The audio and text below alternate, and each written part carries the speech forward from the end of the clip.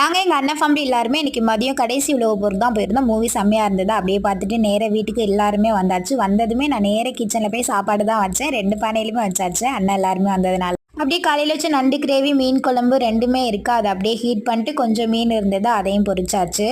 நம்ம எப்போவுமே அடிக்கடி ஸ்பெஷலாக ஒன்று நாங்கள் எங்கள் அண்ணன் வீட்டுக்கு போவோம், இல்லை அண்ணன் நம்ம வீட்டுக்கு வரும். இன்னைக்கு ரொம்ப ஹாப்பியாகவே இருந்தது. ஒரு மாசமாக ஒழுங்காகவே வண்டி ஓடலையா, டூட்டி பார்த்து ரொம்ப டென்ஷன் ஆயிடுச்சு அப்படின்னு கொஞ்சமாக ரிலாக்ஸ் பண்ணலாம் அப்படின்னு தான் அந்த அடிக்கடி மூவிக்கு போகிறது, ஸ்பெஷலாக வாங்கி சாப்பிட்றது அப்படின்னு எல்லாருமே வர சொல்லி ரொம்ப ஹாப்பியாக இருப்போம். சாப்பிட்டதுமே எல்லாருமே டயர்டாக தூங்கிட்டாங்க. அவங்களுக்கு மட்டும் கொஞ்சம் எனர்ஜியாக எல்லாருக்குமே ஏலக்காய் சுக்கு எல்லாமே டீ போட்டு கொடுத்தாச்சு. கொஞ்ச நேரம் பேசிட்டு இருந்துட்டு அண்ணா வீட்டுக்கு எல்லாருமே கிளம்பிட்டாங்க. அவங்கள அனுப்பி வச்சுட்டு சாப்பாடு எல்லாமே அப்படியே இருந்தது, அது அப்படியே நைட்டுக்கு சாப்பிட்டாச்சு.